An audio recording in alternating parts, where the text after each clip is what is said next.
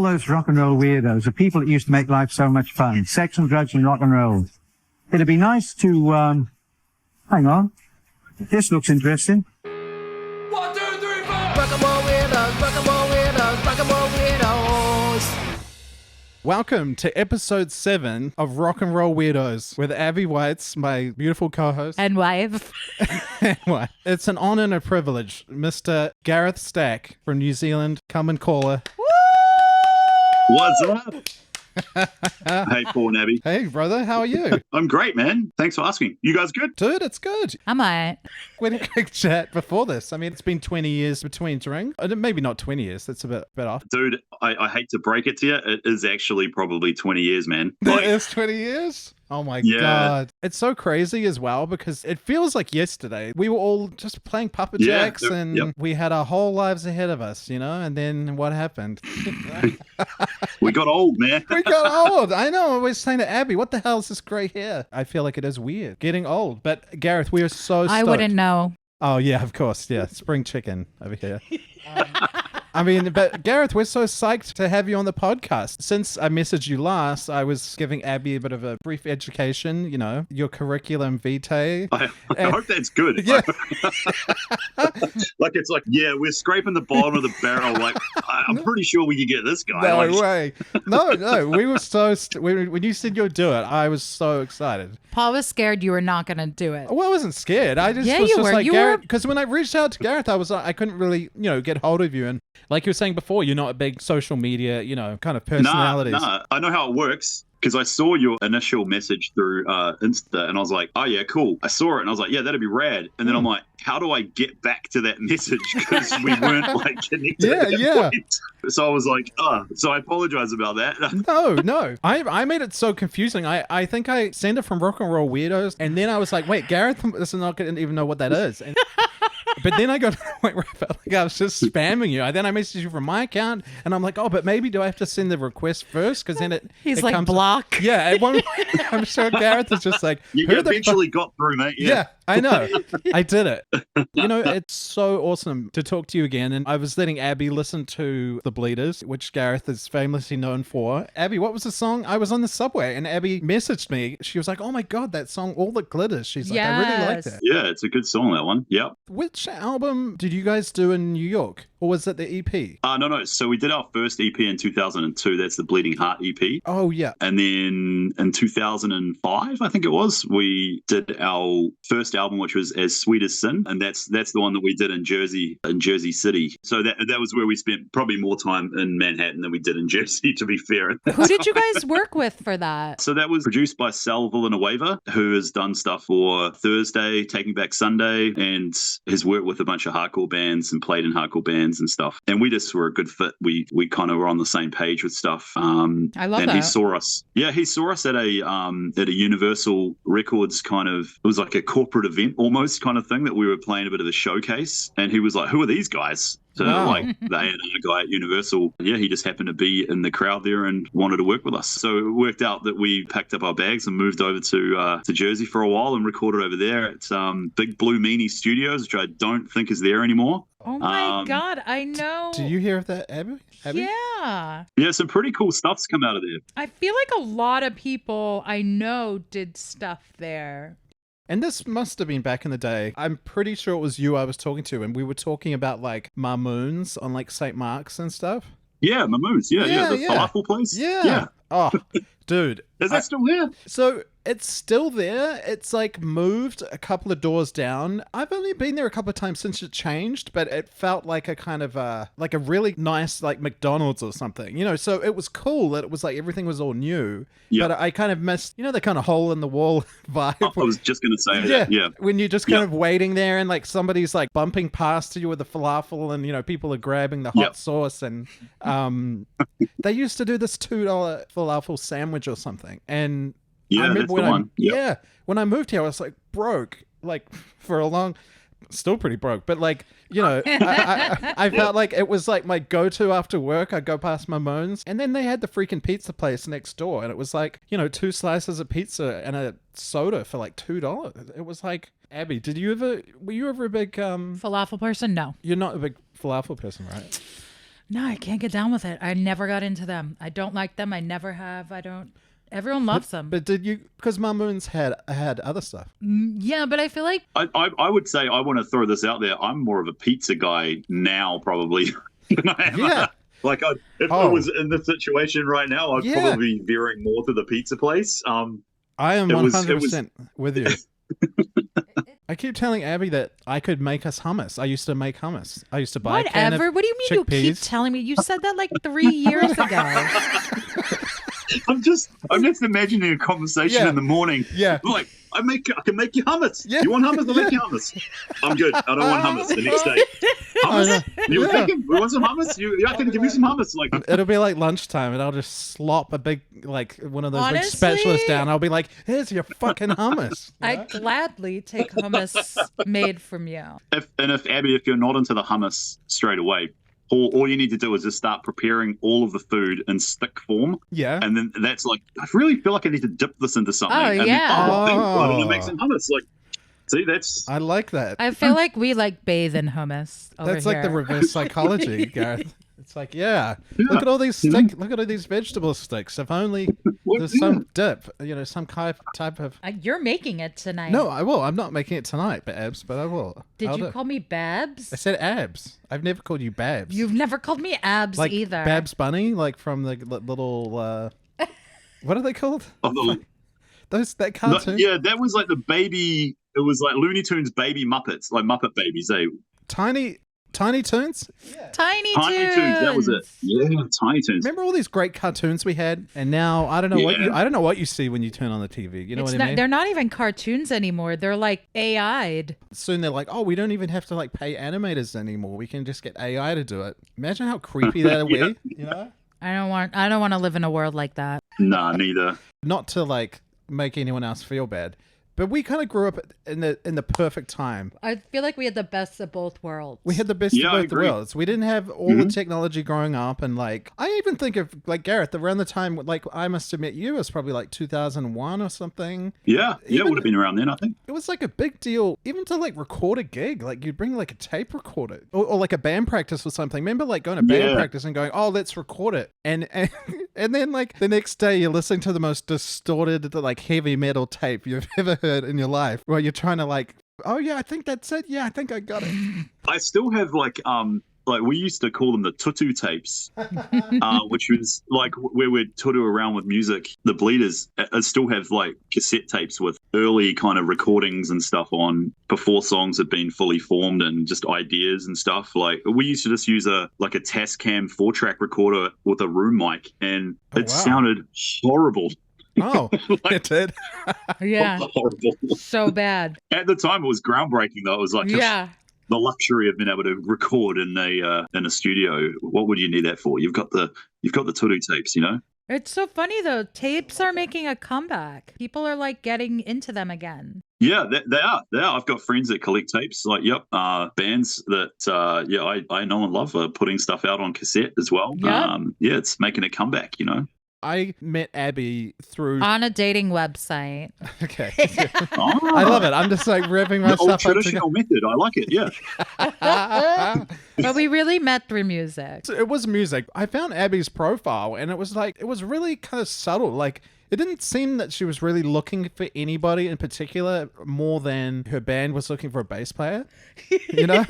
And so I was like, hey, the odds are pretty in my favor for this, 50-50, right? Like maybe. Yeah. So eventually, 3 years later. 3 years later, eventually joined Abby's wow. band And then we started dating. and we started dating. Oh, and that's the thing. So Gareth, it's so funny with Abby because she's just been through a lot of the same stuff we have, starting in bands and I don't know what I'm saying, band practices, Living our people dream, together. living our best life. Yeah, like all living that. our best life.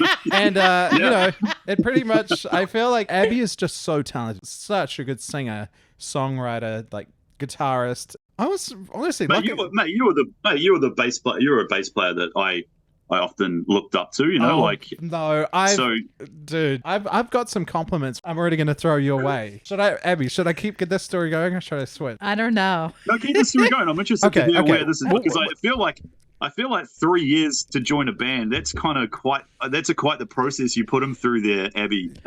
Yeah. Oh, well, I was 25 when we met. I was like the biggest hot mess. Like I think we met the first night we met. I went back to your apartment and we like made out. But like, Yeah. I was such a mess. I didn't. It wasn't so basically like when I first met him, he was really into playing the bass. Like I remember the first night we met, like we went to his apartment and he just started playing the bass. And I was like, are you trying to impress me right now? And I remember thinking about that in my mind at the time after a few drinks and then picking up the bass. And then in my head, I'm like, man, talk about your all-time back. I mean, what song did you play? Oh. Was it Higher Ground by Red Hot Chili Peppers? Like, oh my god! I'm like, please let me have not played that. I think it was no, it you was were probably like one of my own jamming songs. out. You were jamming out. I was like, what is he even A riff or doing? something. I think the problem was my logic up until that point was I'd never really dated a girl that was a musician before or like a serious music. I felt like I was Keanu Reeves, Christopher Reeve in like Superman 2 where they flip the ray around and suddenly everyone has superpowers. You're and like, he oh doesn't. shit, my tricks aren't working anymore. Yeah, I just remember being like, why am I? awesome. And I was just like, wait a minute, Abby's like like she does this. Like, why would she think this was impressive? Like, no excuses, really. it's kind of awesome that you said Keanu Reeves as well, because Keanu Reeves is also a bass player. Oh, yeah. Oh, my God. I know. Isn't that crazy? I'm pretty sure people don't get turned off finding out he's a bass player, though. No offense, Paul, or to myself. Yeah, exactly, right? I know. love this. This is a real hard luck story. I'm loving it, man. It's so true, though. I get it. Paul's friend said it perfectly. Once we eventually ended up together, like seriously, then we were inseparable. That was like, what, 10 years ago? She was like, this is insane. You guys are like a movie. Like all the situations. If you really want to know why we... It was me. It was all my fault. It was my drinking. I got all annoyed. it was like, it was just, a like, show. stupid. We literally like... Do you remember any No, of this? I don't remember any He of has that. no recollection. Those years were tough years, Dude, man. I look age. back on it now and I'm Uh-huh. like, how am I still alive? Like... Yeah, I man. just remember, like, especially when I got here, just stumbling around the streets, like New York, 3 in the man. morning, and I'm like, oh, maybe I'll get another drink somewhere, bad news. Like, at the time, it seemed like, oh, this is so fun. And then looking back, it's just like, especially with me and Abby, we're like, man, we could have so not ended up together. Oh, I'm shocked that I'm not dead. Wait, what? I'm shocked that I'm not Oh, dead. yeah. Oh, Abby, you got to tell Gareth about your CBGB story. Which one? Remember you were real sick and you played me a tape of it and you're like, yeah, where's my beer? And all this, like... Remember that one? Wait, I actually thought of that when we were talking about the cassettes, because when you played at CBGB's, you used to be able to pay like $30 or $40 extra. Did they record it? Yeah, on a cassette. Oh no, they did it on a CD. They had this was like the 2000s. Damn. So they had the early 2000s. So they had the technology. Because I still have the CD. I've played it for you. Yeah. That's awesome. That is crazy. awesome. Yeah, so I was really sick. We played there a few times, but the last time we played there was only like a few months before they were closing, and I had mono, which is what do you Oh yeah, guys so we call it glandular fever, right? I ain't a doctor. It sounds like it, it's, right? Yeah. That checks out. That sounds like it checks out. Yeah. So we call it mononucleosis here, mono. And it's called Okay. like it's considered Yep. like the kissing disease. Yeah, same thing. Yeah, Okay, same yeah. thing. Yeah. So I had it and I didn't know, but I was sick. But we had the show booked, and I was like, "It's CBGB's. I'm not gonna do it." So I was up there, like I was so sick I couldn't play guitar. I just sang. My second guitarist just played, but I was so Yep. like 103 or 4 fever, like dripping of sweat. Oh, brutal. I remember after my friends like, hey, are you all right? You look like not that great. You're like sweating a lot. I'm like, yeah, I have mono. I have a fever. I found out a few weeks later. And they're like, oh yeah, you came in for a mono test like 6 months ago. It just came back positive now or something. And I'm just like, Isn't it really like contagious? yeah. So you Yeah. didn't know. So Yeah, you're like at that's- CBGB's, how's everybody doing? Oh yeah, And then exactly. know. Whoever used the mic after me, Yeah. God bless them. Oh my God. Pray they brought the Lysol Yeah, wipes. Lysol wipe. That's not a very well, it's a story, I guess, from CBGB's. When I was there, I needed to use the bathroom Oh no. Oh. to take a shit, I believe is the Oh, And I was like, I gotta go. I ran down the stairs. I was like, okay, sweet. And then I just looked at the bathroom and went, nope. There's no there was no door on the stall in the guys' one. It's like a throne, like Yeah. it's like a drum riser with a toilet on it, pretty much, with no doors.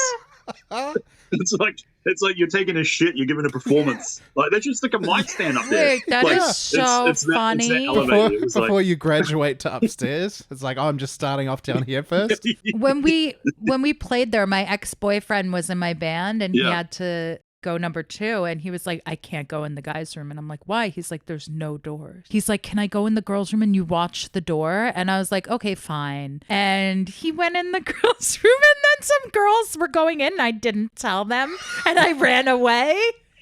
He came back so Classic. upset and mad at me. He's like, what the fuck is wrong with you? Why would you do that? And I was just like, can you we did a speaking of girls' toilets, actually, we were playing an MTV. It was an MTV birthday party down in Wanaka. Oh, yeah. And it was up the mountain, like a snow town kind of thing. And I think it was just a brand new kind of chalets and stuff that were open, or like, I don't know what you call them in America. We were playing a show there, and MTV wanted to do an interview with us. It was always a fight over who got to do the interviews, in terms of like no one really wanted to do them. So, so me and Ian drew the short straw on that one. And when I met the guy that was doing the interview, he was like, okay, cool. Where do you guys want to do it? We're like, we don't care, man. Like, just get it over and done with kind of thing. He was like, well, let's go to the women's toilets. It'll be funny to do it in there. I was like, okay, cool. Yeah, well, this is kind of weird. And there were people in there. We went in there and they just kind of all got kicked out. I guess if you go into a women's toilet with a camera, people leave pretty quick, right? Yeah. So we just thought this was extremely weird, and it was kind of small, and we are kind of banked into a corner. While doing the interview, the door of the toilet door kept knocking into me, and I was like, because it was like not closing, and it was like really annoying. So I elbowed as kind of hard as I could, and it came off the hinges, and then it smashed into the sanitary depository thing, you know, like. Yeah. And then that like started kind of having pink liquid kind of coming out of it. Oh, no.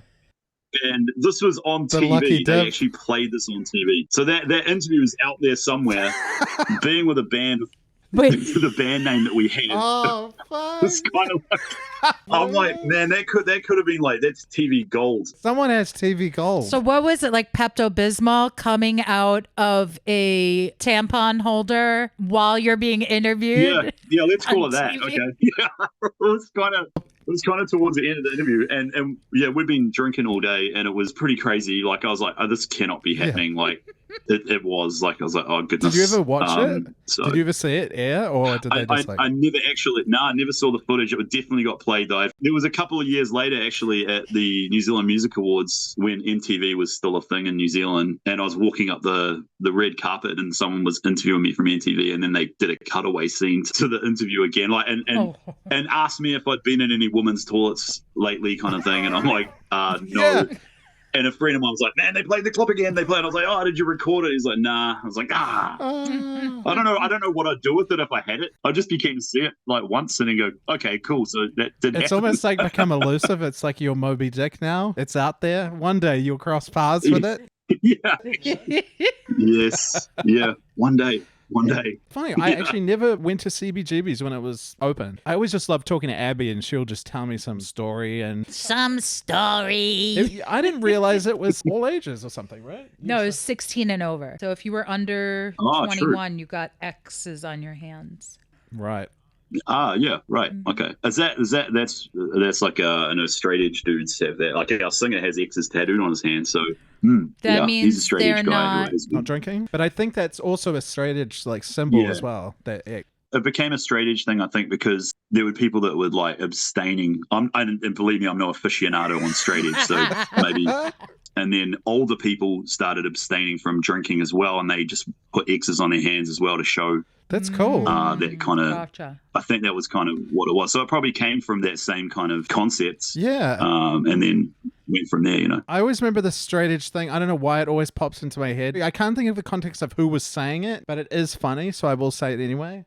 Are you sure? Yeah, it was like a straight edge guy was like, I don't know if he was saying this to himself, but he said something like, "Don't blow your smoke in my face." or you'll get a straight edge fist in your face. I could see that being like Okay. a rap. Don't blow your smoke in my face, or you're gonna have my straight edge fist in your face. Like it might be an actual anthem or something. I don't know. Could be, man. I don't know. Like it's kind of strange. Like I'm so glad that we had an anchor in our band, like Angelo, who is straight edge, because he's awesome. On many occasions that could have got out of hand, he'd always kind of been that dude that's been able to pull us back in the line. So yeah, it's pretty cool. I feel like even as we've got older, I actually don't drink anymore. At all? Well, I haven't drank since like last almost June. 8 like months. 7 or 8 months. Oh, good for you, man. That's no, thanks, awesome. dude.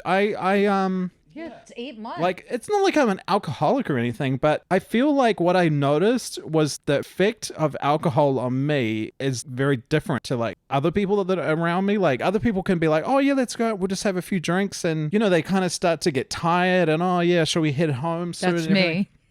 Whereas from what I've Oh yeah, okay. heard from a lot of people is like when you can be in like alcoholic like territory is like when alcohol is like energizing, and that's what I get. Like, Yeah, you know, it's right, like I okay. feel like the more I drink, the more I'm like, come on, let's go and do it, guys. Let's go and, you know, let's like everything gets bigger and Nah. bolder. Like kind of it's kind of the opposite of what my normal personality is. Gareth, you had a small taste of it with like, you know, me meeting Abby, and I had so many of these moments that I just got to the point where I was just like, I'm just so sick of screwing everything up. You know what I mean? And I feel like it's not like I'm getting that much out of it. And so I was like, you know what? I'm just going to stop for a month or whatever and give it a go. And yeah, now it's like 8 months. I'm like, man, I've saved a fortune. I feel like I'm kind of losing weight. I'm like, I feel like I found the secret to life or something. That's the secret cheat code. Yeah, That's the awesome. secret cheat code, you know?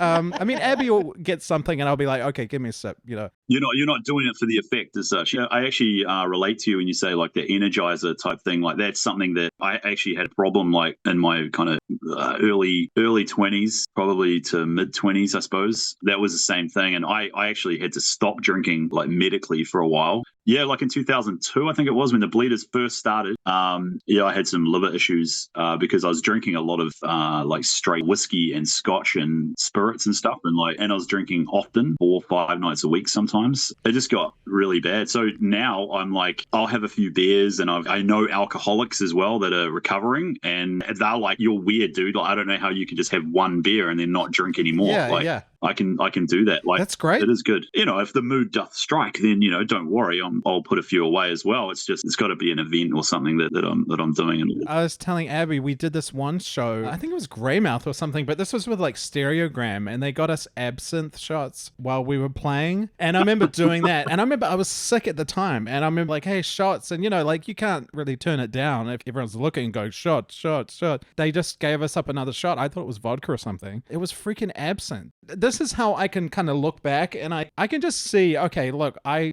relationship with alcohol is a little bit like fucking betting at a casino, you know? I feel like the house always wins, but you can have a good roll and you can leave and you can go, I cleaned up, you know?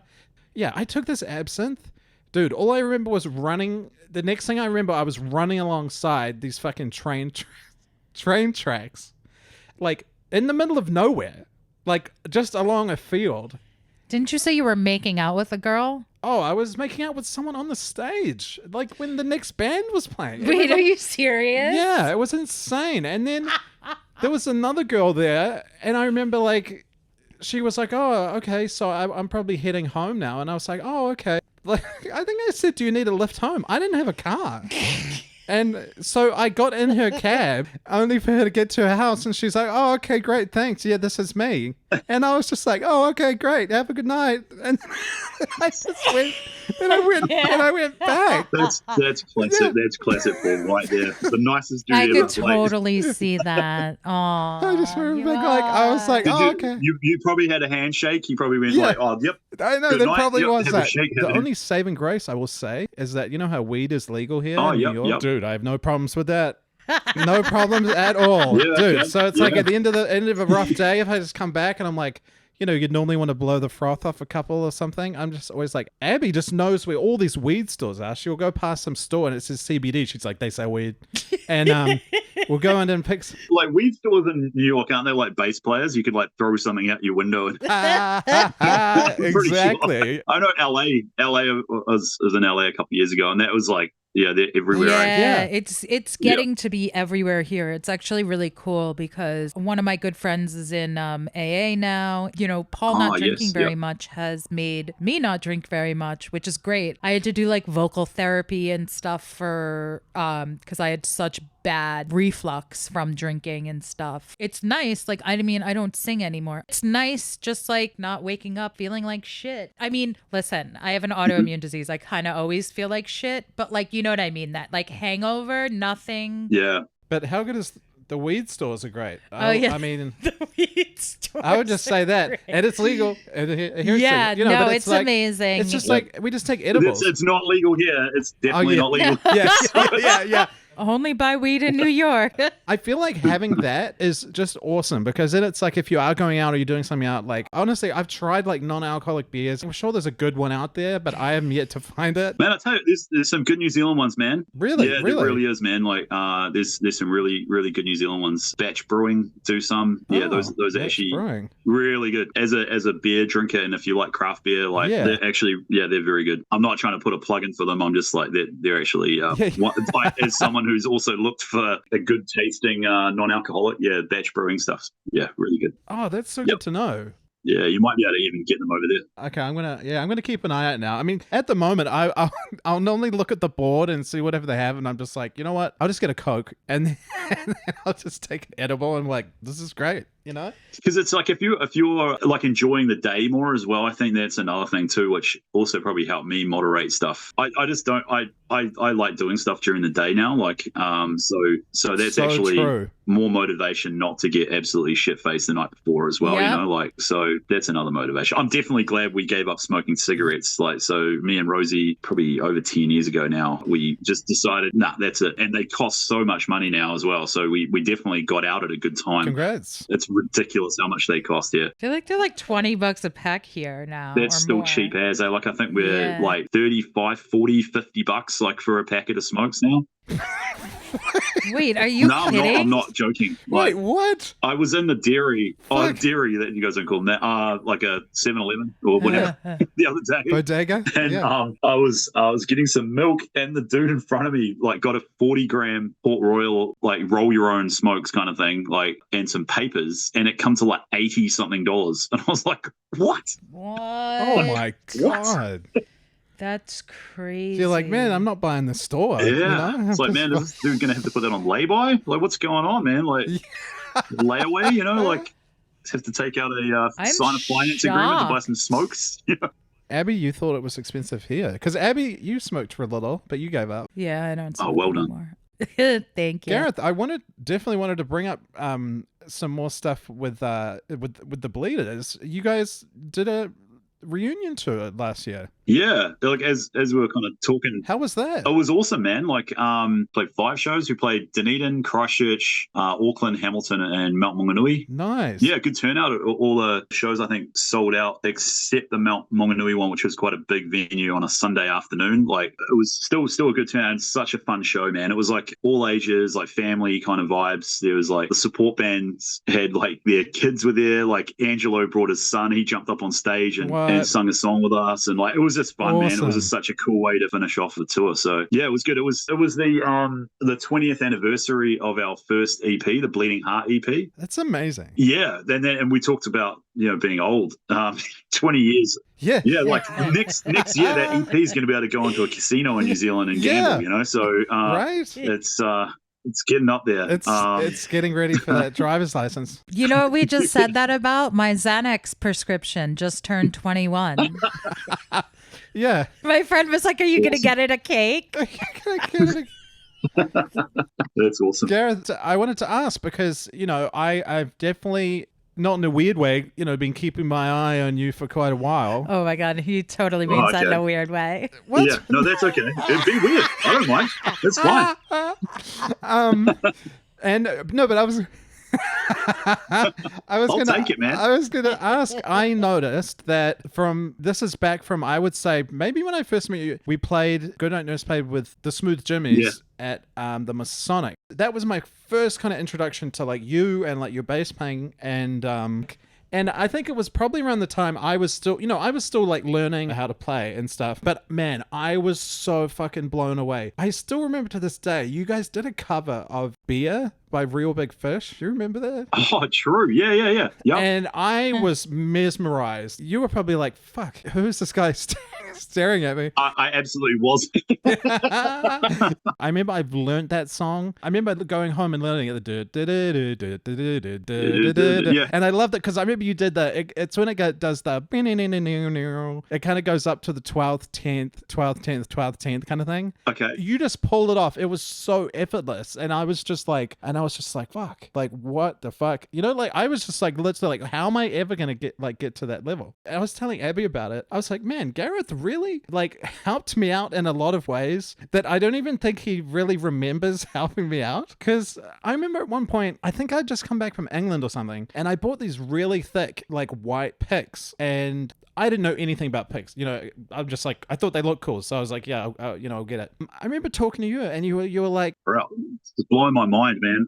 really? Yeah, no, it is. You're like, Because I can kind of like, I hadn't thought about it in a very long time, and I can kind of like, as you're, I'm like, it's bringing back memories. This is awesome. Sorry, like, we'll continue. And then I remember you told me, and you were like, you know what you want to do is if you can play with a thinner pick. And this was probably when you were working in the music store at the time. Yeah. You knew all this stuff, and you were like, you want to use this one. So then I think I literally switched to the one you had at the time, which was a 1mm. 1mm Jim Dunlop, the black one. The black one. Yeah. And I went to that. I'm looking over at my nightstand. I've got a 10 pack. I just like buy packs of them, so I have them. That's awesome. And then another thing I remember talking to you about it was like I was talking about and I can't even remember where this came up, but so I'm sure this happened. But at one point, like on a P bass, right? I guess on a jazz bass it's a little different, but like, it's like you can either play in front of the pickups or kind of behind the pickup. And I remember you told me, you were like, if you want to get that good sound, if you want to get that kind of like tinny kind of sound, you're like, you really want to be playing closer to the bridge. Yeah, like, closer to the bridge. Yeah. And I remember at the time being like, oh wow. And I remember trying to play it, and it was just taking me a little bit of time to like, just to get used to it. I feel like I also noticed because the strings are tighter there, you can skip strings or like, like kind of do octaves and stuff really easily. Like you're not worrying about the strings bending and like coming back. But it was probably one of those things where I just wanted to thank you just to say, because I feel like those fucking picks, oh my God, I've used them on everything. I remember those so well because I remember when I first started using them, I was like, oh yeah, these are the ones. I actually can't use those anymore. So because the bleeder stuff is a lot of fast kind of thrashy kind of pop kind of stuff, and I get a real bad like kind of cramp in my thumb after playing, and it can sometimes get to the point where I actually can't hold onto a pick. Oh. And it happens sometimes while we're playing, and it's like it's the worst. It's just because I'm going so fast, especially like the Delusions EP that we put out in 2018. Like that, if you listen to some of the songs on that, it's some pretty quick stuff going on there. Yeah. And then I feel like if your hands get sweaty, I feel like that's the worst as well. Yeah. So there's a bit of that, and that's a good thing about those Jim Dunlop picks because they've got like that grippy stuff on it, so they kind of stick in there. So now I've actually gone. It's kind of weird. They're the same. There's still a 1mm pick, except they're just a different brand. I think they're an Ernie Ball pick, and they're a harder pick, so they're not as flexible. And I've found that the pick is doing a lot more of the work than maybe what my it's kind of, I don't know. It's just it feels like the pick's not having to work as hard to do it. So I've always been a fan of. It's funny. I'm looking at those two picks right now. One of the black ones and the green ones, the ones that I use now. That's so funny. So it's so funny though, brother. It's something I've never really thought about. Like, it's probably something that I would have said, and I just would have probably an offhanded comment and just gone, yeah, man, like this is what you kind of do. I got a lot of advice from a guy that I worked in the music shop with who played in a metal band called 8 Foot Sativa. Oh, shit. And yeah, so he would kind of give me quite a lot of advice and stuff. And then on Sundays when we worked together, we'd have competitions to see who could play. We get out a metronome and see who could play downstrokes the fastest. Oh my God, that's amazing. Yeah, he was like really, really upset he could never beat me. He would like And the downstrokes. he was a guitar teacher and stuff. Yeah, and like it was, I don't know, I just had some sort of freak thing. I could do fast downs. Nice. Yeah, so I've always found like alternating strings and everything. I'm just like, oh, this is so good. But like when I try and do like, oh, let me play along to a Ramones song and I'm just going to do downstrokes. And I feel like that's when my thumb starts hurting. I'm like halfway through the song and I'm just like, when will it end? You know? yeah. I don't know if you've heard Angelo, myself, a guy named Wadzi, and another dude, Corey, started a band in lockdown called Wolves. Oh, no way. I'll flick you a link after this if you want to check out Definitely. our first live show. It's like a hardcore band. It was pretty fun, and that was a lot more kind of technical stuff than probably what the Bleeders do. So that was quite a fun kind of band.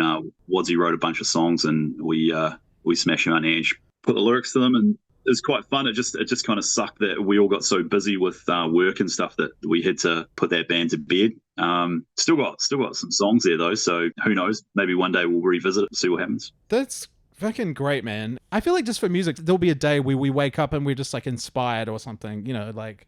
Yeah, you hope. Yeah, I'm sure. Like it comes back in waves, man. Like I've like even just this year, I've started writing songs. You know, when inspiration hits or whatever, you just kind of like you get in the zone and you kind of smash out a few songs and some riffs come to you and kind of things like that. So that's something I still do. And I think it's something I need to do. I notice that if I'm not playing music in some form, I end up going a bit kind of stir crazy. So I kind of need to do it. That's like me to a T. Definitely riffs. Like I play the bass. I'll just pick it up all the time, and I'll come up with something. Yeah. Every now and then, Abby will just get this burst of energy. She picks up her acoustic and she's like, "Oh, I'm like playing songs." Abby, do you have anything to chime in about your? Sounds about right. Yeah. But then you lose it real quick as well. She's like, "I'm over it," and you're like, "Damn." I know. That's like, I'm like, I feel like it'll come to me and I'll be like, "I'm hungry. Can we get like food or something?" And you're like, "No, this never happens. I know. We need to We'll keep be like, this going." We'll be like halfway through it and Abby's like, "I'm hungry. Can we just like stop and just get food?" And I'm like, "Don't take this away from me." I get it, man. I think it's interesting as well. You're saying like playing with good people, like and really talented musicians. I've been real lucky. Like at high school, like in my class at school. So Max, the guitarist and singer from the Smooth Jimmies, like he's a pretty good guitarist, and he's just one of those dudes that like kind of everything he does, he puts in like 110% to be like the best at it. Like so like whether it's playing punk guitar or whatever, he just is very that way inclined. He's super annoying though, so if he ever listens to this, I'm not talking him up. Yeah. And we fight like cats and dogs when we were playing in a band together. It's all fun and love though, so it's all good. He was in my class at school, and then I also I wasn't playing in a band with him at school though. We didn't kind of connect musically till probably maybe the last year of school. I played in a band with a guitarist from a New Zealand band called the Tuts. Oh yeah, the Tuts. Yeah, so I didn't know he was in the Tuts until we ran into each other in an awards thing. I was like, "Oh, Matt, like amazing, like Matt Robertson, like legend." So I played in a band with him. Our school was quite small, so I took music at like I guess a year 12 level over here. I'm not sure what that would be in grade school over there. So not quite a senior, probably like year do the 12 school is math. senior. Would be a senior here. Yeah, okay. Yeah, we call that 12th grade or senior. Yeah. Okay, so maybe it would have been the year underneath that. So yeah, but anyway, around that time. So and I played like you had to do like assessments and stuff, so live performance, which they have to film, and then to get your qualifications, they get sent away, and then you get graded. Like one of the bands I played with, and a guy that was probably a bit like your friend, who was just he could play every instrument, and not only play it, he was really like he's a great drummer, great guitarist, amazing singer. Bass, he was way better than me on bass as well. He even taught me some stuff, and that guy, his name was Vincent Harder.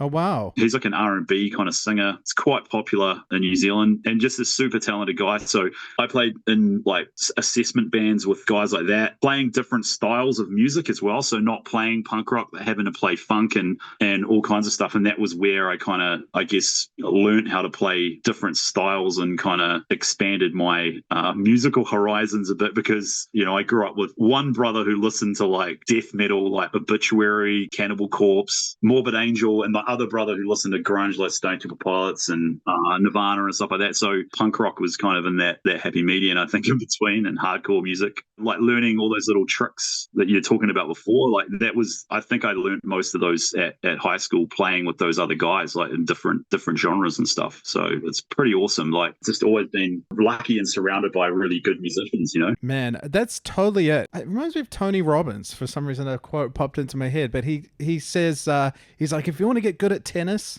he's like, you play someone that's better. Yeah. Abby, I remember you had to do a lot of that kind of stuff with guitar, right? Like performance, or was that singing? Like competitive and... Competitive. Okay. I just look at Abby's face. She just looks so music. unimpressed. Yeah. That should be an Olympic sport.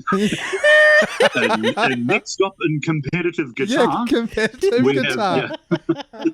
No, I did that with singing. I used to do like compete. Got it. Wow. Are we talking that, or are we talking just like... So they have a thing in New York called NYSMA. It's like New York Music, NY, New York, whatever.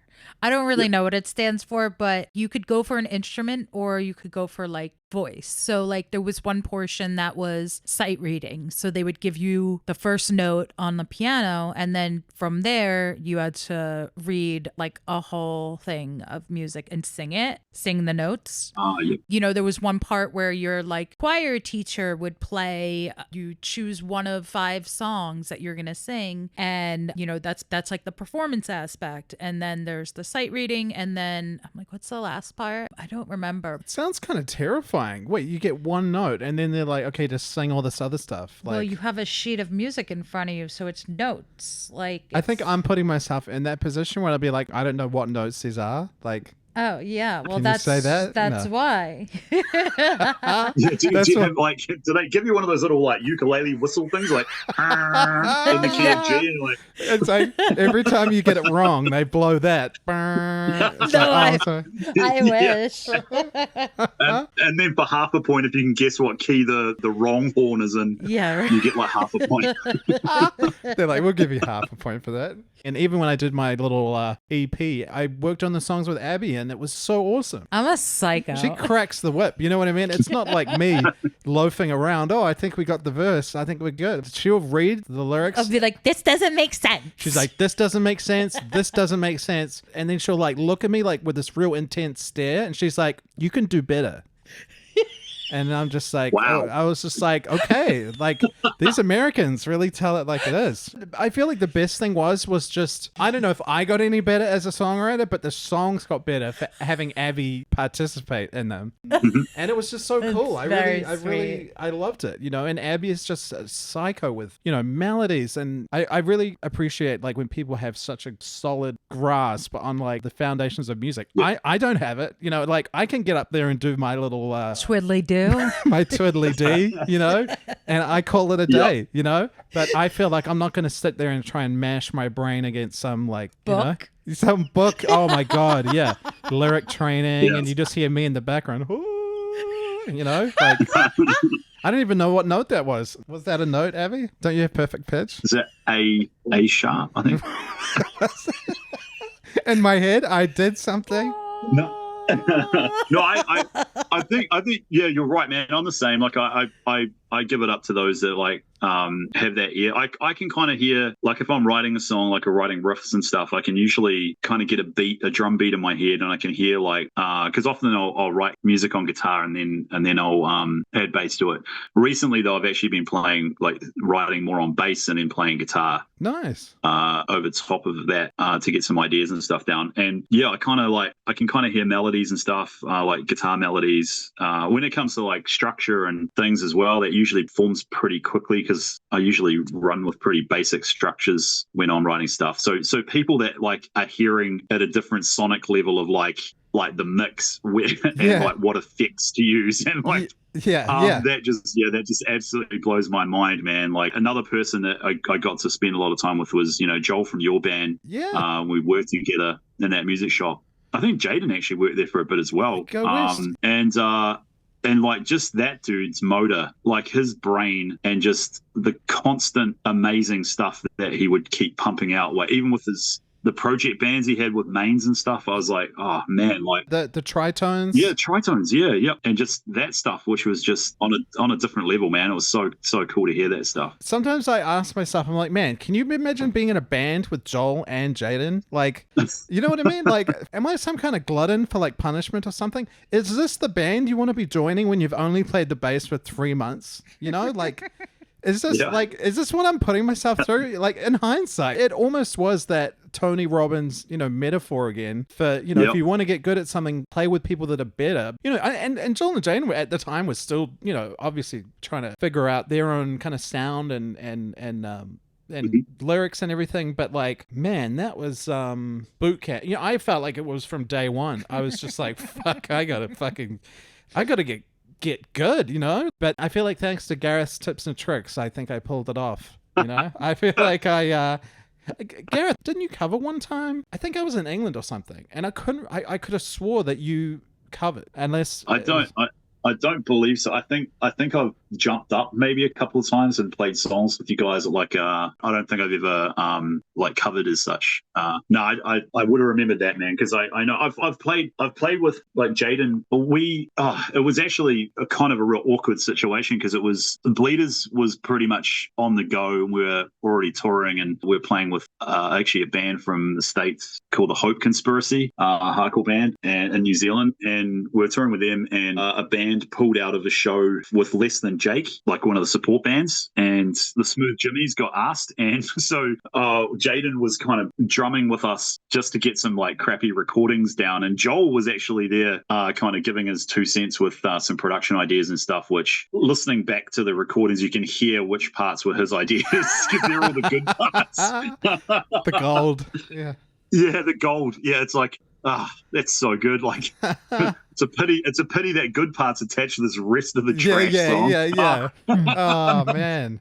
So wait, so Jaden played. Did Jaden? Yeah, so Jaden played drums for us, and we opened for Less Than Jake at Galatos, and I think I was after the show. There was a couple of record label people there that were kind of asking some questions, and I was like, nah, I'm already like, I really wasn't keen on doing the ska thing, man. Like, ska music was never really my jam. It was just like, because the Smooth Jimmies are like a punk ska band, I guess, and it was never really my jam. It was kind of fun because it gave me an opportunity to like do a whole bunch of walking bass lines and kind of get pretty creative with that. And that probably helped me out technically a little bit as well. I just wanted to play fast, heavy stuff. So as soon as the Bleeders came along, man, I was like, yeah, cool. This is me.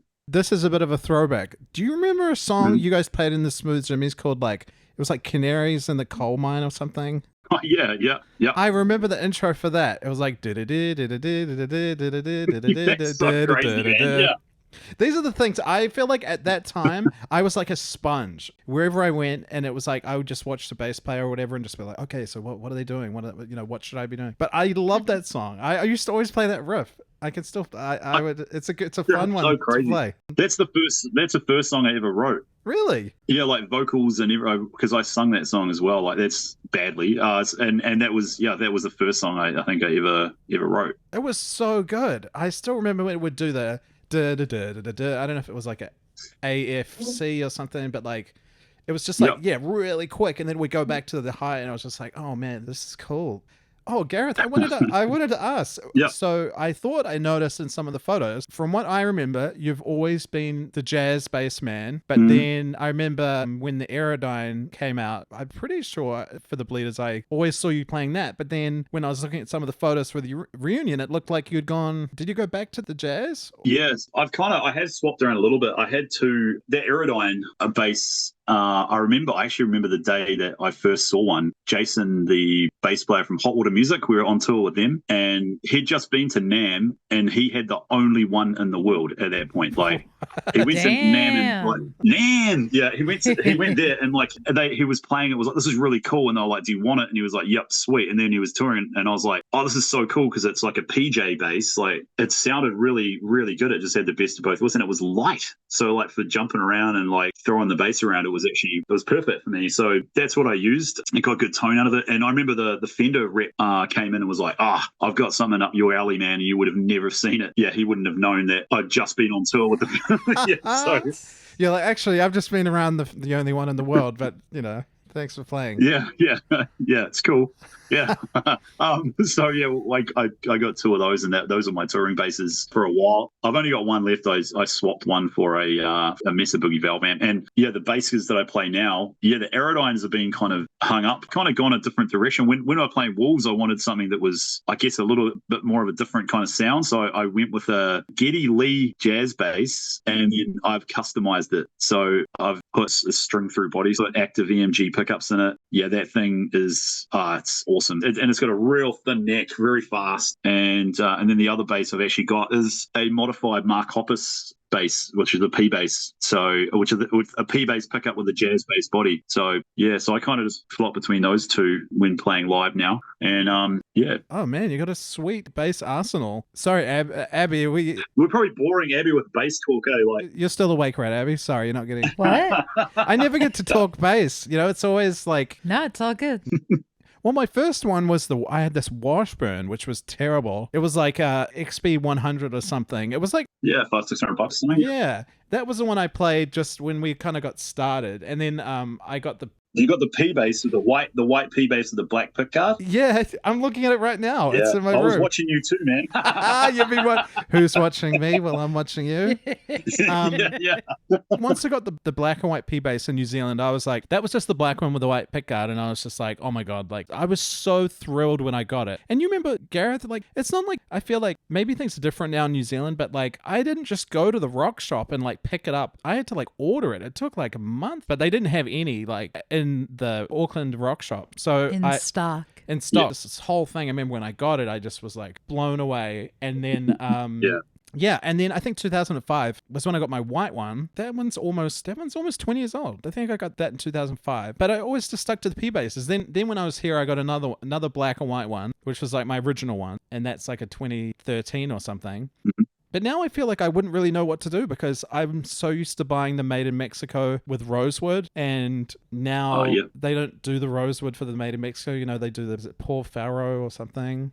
Yeah, that's right. Yeah. So it's a little lighter, the wood. And this is funny. I feel like you'll get a good laugh at this. Joel invited us back for his birthday last year to play a private function. Abby. Yeah. The function. Yeah. The function. Yeah. It was a real experience, you could say. You're so stupid. It sounds like it's some sort of Nixium party or something. Yeah. It's like it was a private function. No.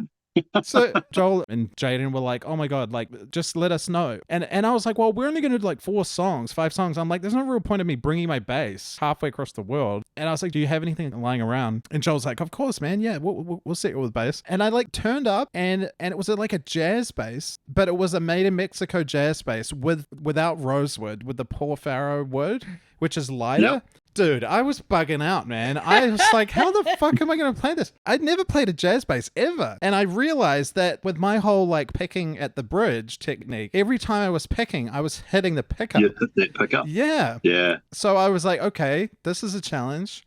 And then like we tried to play our song. I don't know what the fuck I was all over the place. I was like all over the place, and the other guys were so cool because they're like, oh man, look, it's just everyone will just be stoked that you're here, it's just a bit of a laugh, but like in your head, you know what I mean? I'm like, fuck, I don't want to bomb in front of all these people, I don't know, man. It was all right on the night. That's all I'll say. Maybe that's the main thing. Yeah, somehow I just it was great. But man, the jazz bass, I love it. It was funny though. I was playing it, and I actually was thinking of you. I was like, oh my god, this sounds like Gareth's bass at the Masonic. Like that was what I was thinking. That's awesome. So yeah, you were there. You were there in spirit. That's cool. I didn't get an invite. I was there in spirit, though, man. Like, that's pretty cool, man. But it was cool. Great. It was great to see those guys as well, because I hadn't seen them in like 16 years. No. Wait, what am I saying? We hadn't played together in 16 years, but if they were over here, I would always make the effort, hang out, or like if we were there. And, like we just saw Jaden. He was here recently with Leisure. Yeah, Leisure. Yeah. Yep. And they're fucking killing it. There was this place in Bushwick in Brooklyn, and it was like packed. Sold out. Never seen so many. Out I think a couple nights. I've never seen so many chicks in my life just like looking up at the stage, like ready to like jump up there. I felt like Jade and I just felt like I needed to give him a salute. He did it, man. He cracked the code. I don't know how he did it. They're great. Yeah, Leisure are great. My mate Pete was doing sound or something for them on that tour as well. So I haven't caught up with him yet since he's been back. I'll probably catch up with him soon. Wait, he's not a great Pete sound Wood. engineer. Not Pete Wood. Yeah, Pete Wood. Oh, Yeah. Pete Wood. You know Pete Wood? Yeah. Legend. Great guy. Yeah, he did sound for us. I think it was not this year, last year. And yeah, it was awesome, man. Like to have him doing our sound, and it was like our normal sound guy got COVID, I think, or he couldn't make it on the night. So Pete stepped up and did a great job. So yeah, man, no, he's a talented sound guy, man. Really, really good guy as well. Lovely guy. He's such a nice guy. How are we doing for time? Yeah, you're gonna leave that bass talk in there. yeah, that was good, right? Again, like, is Abby still awake? I don't. Oh yeah. Abby's still here. I'm chilling. I feel like I never get to I talk feel about like this that's stuff. the thing. Yeah, No, that's this cool. is like Paul's, like, you know, like this is Paul's world. I'm just in it. Where in real life, it's the other way around. So. Yeah, Because right. normally it's Abby with her best friends calling in, and I'm like, you know, it's like Penn and Teller, and who's the guy that doesn't talk? Teller? I guess that ends up being me. Well, if his name's Teller and he doesn't talk. Maybe. Yeah, that's a good point. Teller? Is it Teller? It is Teller, right? Yeah, Penn. Okay, well then there you go. Maybe okay, well, Penn's the one who doesn't talk because he writes. Oh. right. That's Damn. man. Has anyone ever thought of that before? Like, is that just a thing that we just thought of now? Because You heard it it's first. going to blow the world up. Yeah. Yeah. Right Yeah, here, amazing. exclusive of Rock and Roll Weirdos. Breaking news. Breaking news. And Gareth, sorry, wait, I didn't want to cut off a good gag. Was there anything there? Oh, no, you're good? You're good? I thought I was cutting off. No, that's it. No. Next. Is there anything good there? No. Move on.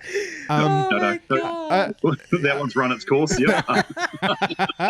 Gareth, I was going to say how awesome it was that you guys, I'm not sure if this was for the reunion tour, but you did the Te Ao Māori translation of All That Glitters. Yeah. I could attempt to pronounce it. Tahuna Te Ao Mārama. Yep, that's the one. Yep. Honestly, it was a really cool experience to be able to do that, because I think for Angelo as well, it was cool to tell a bit of his background, his story with that too. He kind of organised that, and I just felt absolutely privileged to be a part of it. It was such a cool experience, and it really gave All That Glitters a new meaning, you know, and a new kind of flavour. So Tahuna Te Ao Mārama. I'm not great with my Te Reo pronunciation either. Yeah, it was just such a cool experience. Like, I never would have thought in a million years it would be asked to do something like that. It was cool, man. Like, everything kind of got brought up to date a little bit as well. Our new guitarist Asa Goddard was in the studio as well, and recorded guitar parts for that as well. So it was kind of a cool experience, and yeah, taking on new meaning, and like, yeah, just it was cool being back in the studio again. It's been a wee while, so and it's been pretty popular. The feedback's been good with the song, and Oh yeah, it's been good. yeah. I just see it on Spotify, and I'll play it, and I'm always just like, oh man, I bet this got a great reception. Like, it just seems like such a cool thing to do. You know, I wouldn't be surprised if other bands start taking that idea and kind of doing that with, you know, one of their own songs. Yeah, I think so. Like, it was cool. There's a documentary as well, like a little short doco about Angelo, who works in corrections. So he's a probation officer. Yeah, so it's quite good, eh? Like, and again, like, it's really Angelo's kind of story, and it's just so cool that he's out there making a difference. And I think one of the things he says is that, you know, coming from a punk rock kind of background, you're always against the system, and Yeah. you know, the change kind of can happen from within it. So, you know, he's kind of really taking that on board, eh? So he's a legend, man. So that's really cool that we got to do that. I think, and if we get asked to do more, I'm sure we'd be absolutely open to the idea. It was very cool. And I was just a bit gutted, like, with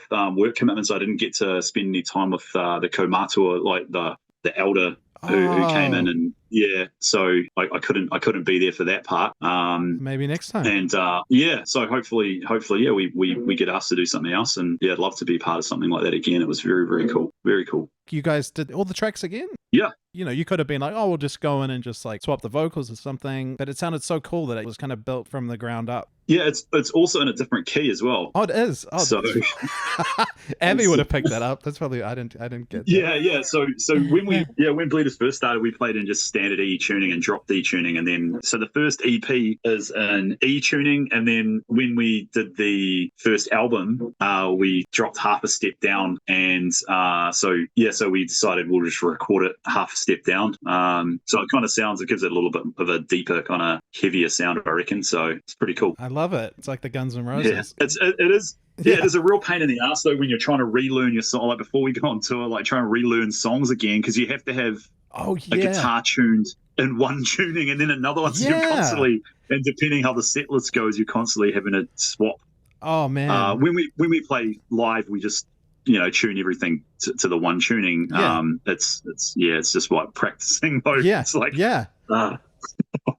when we did the 5-song reunion, even on the album, like most of it is we're tuned like half a step down, but then tuned to D, so it's like C sharp. Yep. And I was getting confused myself as to which ones were like, hey, which one is in like C sharp? And then I'm like, oh, one's in actual D, and then the other one is in E, and then there's another one E flat. Like after a while, I was like, oh my God. But it was so different this time and I feel like I've been out of the game, man. Like, I played in London when I was there and New York before I met Abby's band, just like, playing in shitty punk bands and like, but I was always just used to amp on stage. I would wear earplugs at practice, but not at the gig. I never wore earplugs at gigs. Never have, never will. Like it's like I need to be hearing it. But the one confusing thing I found, I don't know if you guys do the same thing. So when it got to Big Van, all the other guys have in-ears now, and I was not. I was not familiar with in-ears. I had this like crash course. I feel like I got there. I've got this jazz bass.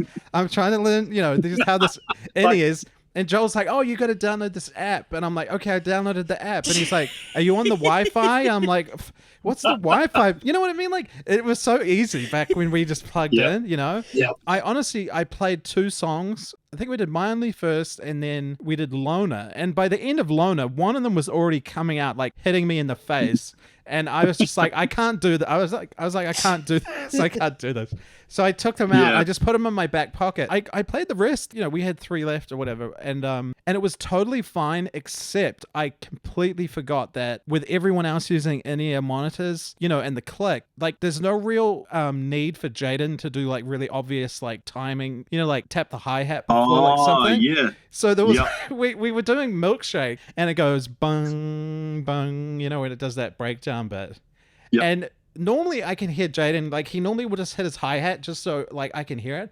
But I was like, oh fuck, I took my in-ears out and I never told anyone else. Like this is just like how I live my life. and I totally messed up the second one. It was like it was supposed to come in, but I had no click and I was like, oh fuck, where am I coming in? Here? And I came in way too late, and I just saw everybody in the audience turn around. I was like, "Oh fuck!" But then, luckily, I nailed the one after that. I think most people forgot, but like they won't now. Yeah, I know exactly now that it's in the public domain. So, like, Gareth, do you guys play with in-ears, or do you still just do the traditional? Oh, really? Never, man. Nah, we've tried them before, and it just didn't work. Like, I'll tell you, this is you want to hear like a ghetto setup. So for pre-production for As Sweet as Sin, we did it in Greyland. There's a place actually just around the corner from where Joel used to live on Dryden Street. We had a room booked out, like so Universal booked us out a room there for, I think we were there for maybe 6 weeks or something like that, writing a new album and doing pre-production in there. And Sal came across, I think, for the last 2 weeks, and we'd never really played to a click before other than in the studio recording. And so Sal really got us kind of working together as a band, and I think that was one thing that Sal did really, really well, is got us listening to actually one another and not just listening to ourselves. And so when we're sussing out tempos and stuff like that, we didn't have any monitors, and the only thing we could do was plug a MacBook into the PA system, playing a click track at full volume that was loud enough to overcome us playing at full volume. Oh my God. and did that for like 2 weeks, 8 hours a day. Oh, fuck. That's crazy. And you want to, the dude upstairs Oh, went mental. Like, he came down and was threatening to beat the crap out of us. Like, because it was just like, like just my all God. day, every day, like in different tempos. Like, oh my God. playing through a PA, like that's what we had to do. We tried Yeah. in-ears, we were just too loud. Like, it was the technology wasn't there back then. Yeah. So That's it. so yeah, that's what we did. And that guy, sorry dude, yeah, that would have been horrible. Yeah, it was horrible for me. I was going to sleep with the Oh, you could still hear it? Yeah, it just was still there. Like, Oh. yeah. So that was torture. That's crazy. We suffer for our art. We do. Yeah, people will just see the polished product Yeah. that is the bleeders up on stage, and they don't see the yakka that goes into it beforehand. You know, The grind. Abby, you never did in-ears, Abby? No. No? No, sir. I didn't even do earplugs. Wait, did you take an edible? Yeah. I was wondering why Abby kind of like tuned out a little bit. I thought it was the bass talk, but I think yeah, I was she's like, it's all that sweet bass talk. I think. yeah. It's like a lullaby. Yeah. Oh. This could be like an ASMR podcast now. Yeah. Paul, should we get into like string gauges now? Yeah, Perhaps Fuck. really. I thought you'd never ask. You know, no, dude. I think this is another thing. You're gonna think I'm like a stalker, but I thought you told me I play the 45 to 105, the hybrid slinkers. Yeah, man. Yeah. And I think you told me you were like, and we're all professionals with that thin G string. You know, is it a thinner or thicker G string? Thinner. So thicker E and a thinner G, I think it is. Off Right, memory. yeah. Should know that. Been a while since I've talked bass strings. Talk turkey.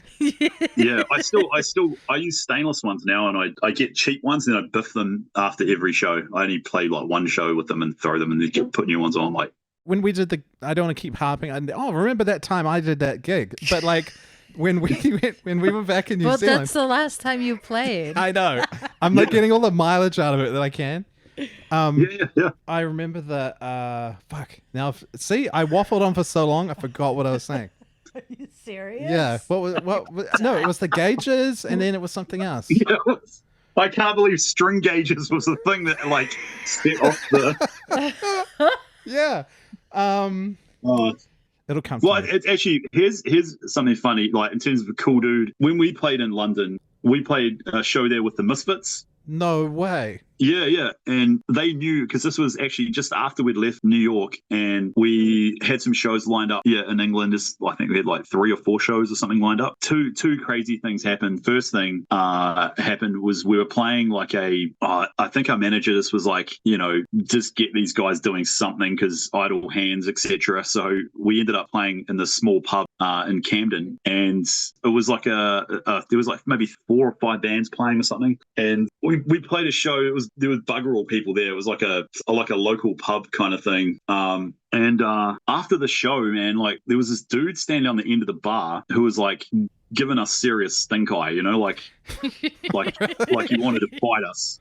And it was like, I don't know what's going on with that guy. I better go like kind of suss him out, and talk to him. And I'm not going to try and do an English accent. Anyway, he's like, "Are you guys from New Zealand?" And I was like, "Yeah." And he's like, "Yeah, I came to the big day out in New Zealand, and at the end of your set, your drummer threw his drumsticks out into the crowd, and like this is on the main stage. It was like over 20,000 people there, and the drumstick hit him in the eye, and it completely ruined his day. Like, he had to go to the St. John's tent and Oh shit! pretty much like ruined his day. And then he's like, "Oh no, I'm just here trying to have a quiet beer at my local pub." Oh my God. Oh no! Damn it, And he's got a there real we chip are, on like- his shoulder. Yeah, so he's like, "Can you guys just stop following me around?"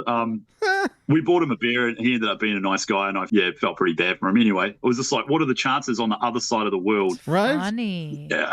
Yeah. Crazy things. Just as well your drummer didn't throw out any sticks that night, He's like, not again, It would have been funnier if he did. Yeah. He's like, you fucking kidding me? Luckily, it was after, because we probably would have aimed for him. Yeah, the other cool thing where we played with the Misfits, like maybe a week later or something. Jerry Only Man was such a cool dude. He heard that we'd come all the way from New Zealand, and he was like, "Do you need to borrow any of my gear?" No way. And I was like, "Oh man, if I could borrow your like head and cab, that would be amazing." Yeah. And he's like, "Yeah, cool. Do you need to use my bass? Like you can." And he was genuine. Like if I needed to use his bass, I could use it. And I was like, my "Far God. out, man!" Like. That never That's happens. so cool.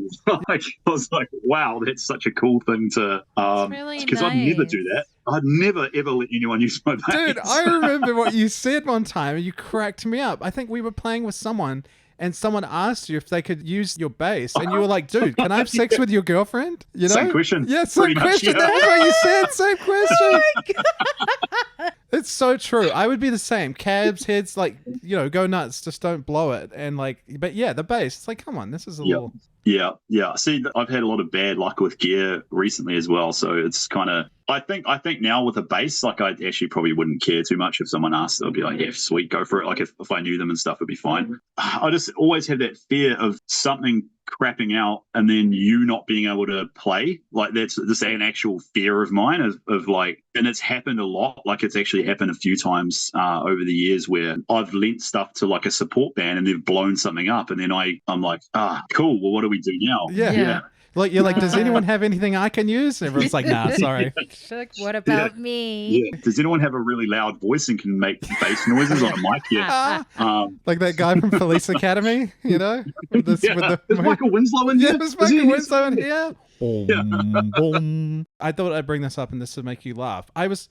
Because we played a gig with you guys. Like, I remember we played at the King's Arms. That's all I could remember. And I Googled it. And some website called Concert Archives had it. It was Cold by Winter, This Night Creeps, Goodnight Nurse, Losing Face, and The Bleeders. And I remember this. I would always tell Abby this story because I was like, dude. And this is like when, like, Goodnight Nurse, like, we really, like, we just did our thing. It wasn't for everybody. Yeah, you guys are a popular band, man. Like, I think the only problem was, like once like the hardcore scene and everything, like if we played, it would be a little bit of let's get the bubblegum punk, off here or whatever.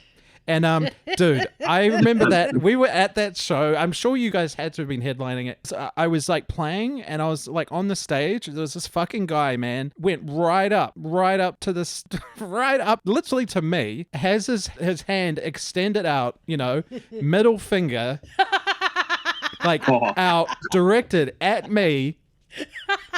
And that was it. That was his set. That was his spot. Like he was there.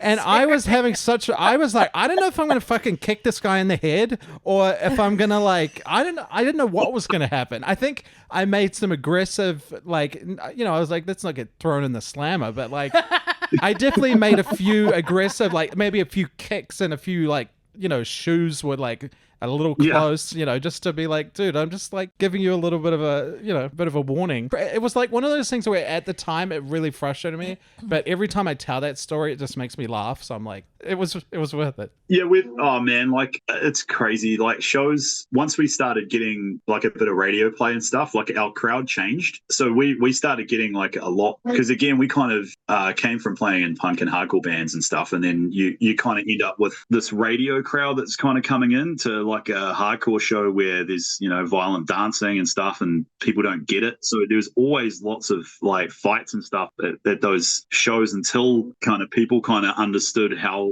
the flow of things kind of worked. And man, we've had some pretty crazy fans at shows. Like I remember playing a show in Christchurch and this dude wanted us to punch him in the head before we went on stage, and it was like what? Was it Steve-O? Like, yeah. No, it was like what? I'm like, What? No, man. Like one of the other guys in the band was like, yeah, man, I'll punch you in the head. Like I was like, no. Yeah. And you'd be like, nah, man. you could fuck up your hand like for the gig. Yeah, like I don't know, man. Like definitely some out of it situations, because we played a lot of shows. Like we were probably at one point on the brink of overplaying. Like we were playing multiple times a week. Like in New Zealand, as you know, you kind of can't really tour that much, because you can over tour quite quickly. quickly. And yeah, some of those shows, like I remember we played a show in Dunedin. Yeah, that would have been 20 years ago. And I don't know whether they oversold the venue or what happened. It was like one of those small stages, which is probably about half a meter high. So it's just like a small drum riser as a stage type thing. But it's big enough to fit a 5-piece band on. It was just about that high of like what a drum riser would be. And there was no security, no barriers, and people were like on the stage. I remember there was this dude trying to have a conversation with, I don't know what he was on. He was trying to have a conversation with me while we were playing. Like, and amps and stuff were falling over. The bar staff had to like leave the bar and come and try and hold the crowd back off the stage. Like, oh my god! I was watching people just steal stuff from behind the bar, like while we were playing. Like, it was just chaos. It was probably, I don't know, like 300 people, maybe 350, 400 people there. It was that is insane. It was crazy. And again, I think I chipped my tooth on the microphone. Those are the shows that stand out to me as like the fun shows, you know, like yeah.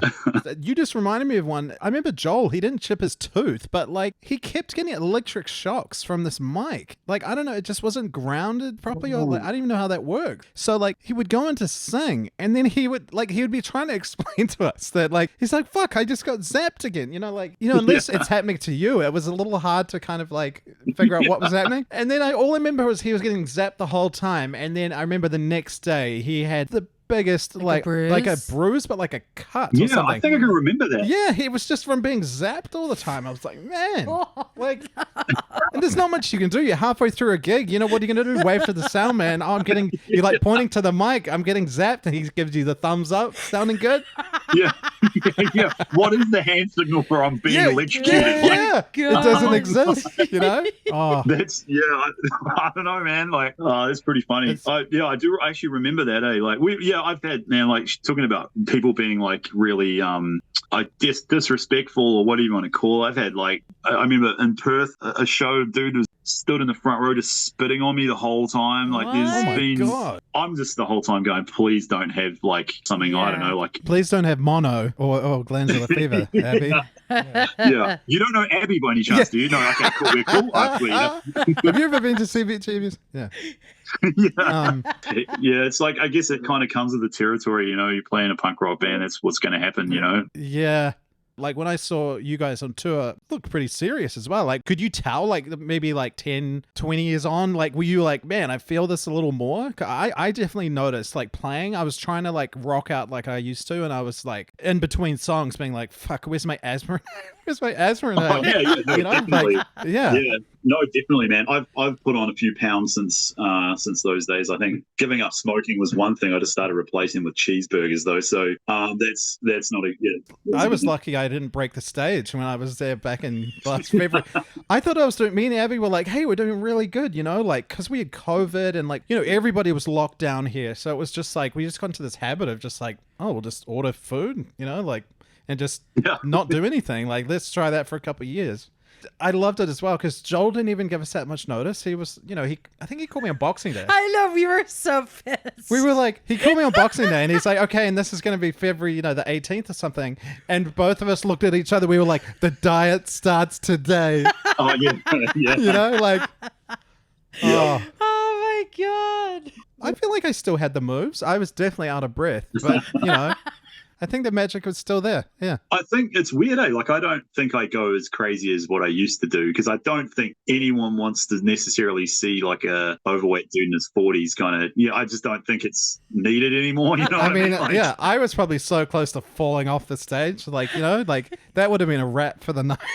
You know? Yeah. Actually, here's a question for you, Paul. Yeah. Being a bass player that you played stage left, right? Like that was your stage left? Yep. Did you notice a lot of stages, and I don't know if it's just a New Zealand thing, a lot of stages on the left-hand side have like a cutaway at the front of the stage. So it's not square at the front, it's cutaway at the left-hand side. And it usually is because it leads to like an outdoor area. Because I've fallen off a lot of stages in New Zealand. Like I remember one show at the Corrigan and it was like around New Year's. Yeah, the choreographer, you would have played there a bunch of times, I'm sure.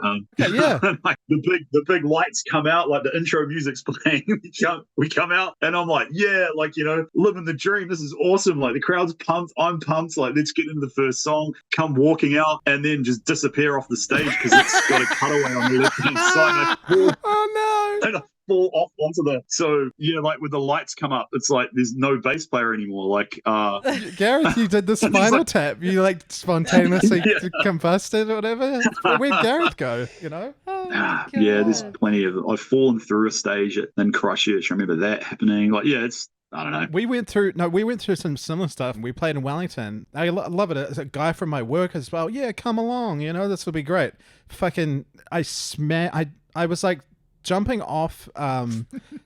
This like it just sounds bad already, but like I didn't realize I could even jump that high. But like there were monitors like mounted, and they were like black. You couldn't even see them from the stage.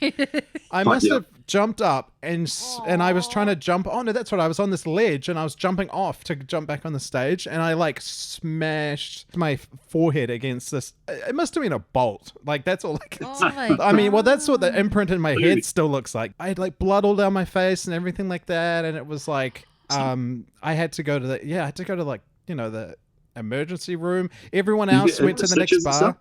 I remember this lady that was there, and I was like, oh, so do I need stitches? And she's like, stitches? God, what do you need stitches for? That's barely anything, And she just gave me these like butterfly ones, no, you definitely should have had I should have probably had I feel like welcome to, I didn't even know what town we were. No, Wellington, that's right. I was thinking it was about to explain it. Oh, it was a small town. I'm like, no, it was the capital. But yeah, I remember that. And then, there's another one where we did the schools tour, and I went to jump up onto the drum riser, and my bass slipped off, the strap slipped off my left side, and I was already in midair, and I tried to stop myself, and my shin cracked into the drum riser. And then my bass hit the drum riser. It made like the biggest noise I've ever heard. All I remember was turning around. Not only did Joel and Jaden turn around, but the entire audience of the school turned around. And you're just standing there. You just feel like waving, hi, like. And I just remember that. And then, that was the one where, and these girls were yelling something at me, and I'm like, because I'm trying to just play and just be, just forget about it, just And they're pointing at my legs, and she's like, you're bleeding. You're bleeding. And I'm like, what? And I looked down, and I was like, fuck, I really am. Like, so yeah, I definitely, had my share of mishaps, and the amount of times like I was playing before I learned that you should, take your guitar cord and like loop it through your amp. The amount of times playing with a combo, and then you're just walking around, you just like accidentally kick out your lead by accident. And then you just have to pretend that you're still playing, especially if it's the end of the song. You're not going to have time to plug it in, and you just do the big finish. Yeah. And you're just like, fuck, I hope nobody's listening. Like, and it always seems to happen when you're like, there's a bass solo or there's like a bridge where it's just drums and bass. And it's like, where everything drops out, and then it's like, whoops, I've just pulled my cable out. And then you don't know whether to be insulted that everybody's still getting into it, even though you're not actually playing. You're like, if you guys are still having a good, I might just go to the bar and grab a beer. Yeah. You guys are good. Yeah, hard case, man, hard case. This has been great. I feel like, Abby, I'm sorry you had to sit through the bass hour or couple of hours. It's all good. I was like freaking out, going, man, what stories can I share? Yeah, because I'm going, man, like, and I'm like, if we're going to stick with hot bass talk, I can stick with hot bass talk. Because that's going to avoid me saying something stupid or... Yeah. Gareth, thank you so much, man. And I honestly appreciate your time like so much. I feel like on bass, I would say in New Zealand, you were just the biggest influence on me and the nicest guy with advice and a fucking wizard on the bass. So thank you. Stop it. Thanks, bro. Yeah. Imagine if you were like, keep it coming. I'm like, I'm not good with praise. Me neither. I'm the worst. I'm usually pretty self-deprecating, so I'll take some advice. Someone once said, if someone says something nice about you, just shut up. Yeah, that's it. So thank you. I appreciate that, bro. Oh, thanks, brother. You're too nice, man. You're too nice. No worries. And lovely to talk to you as well, Abby. Nice to It's meet been great. you. I'm hopefully going to plan a trip back to New York at some point, and I'll look you up because it'll be cool to catch up for falafel or something. Definitely, man. Hit us Yeah. up when you get Yeah, here. yeah, it'd be good to meet you in person as well. Or Definitely. we could grab some pizza. Yeah, man. And if you guys are ever out this way, don't be strangers, man. Like, it'd be cool to catch up. I know, we definitely will, man. We'll definitely hit you up. Awesome. Woo! Gareth Stack, Thanks so much. the man, the myth, the legend. We'll talk soon. Awesome. Thanks, guys. Bye. See ya.